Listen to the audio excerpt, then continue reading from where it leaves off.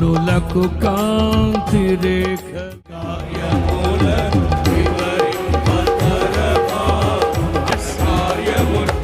అవును అవును, నీవు ఏ ప్రజల నడుమనైతే నివసిస్తూ ఉన్నావో ఆ ప్రజలందరూ యెహోవా కార్యాలు చూడబోతున్నారు.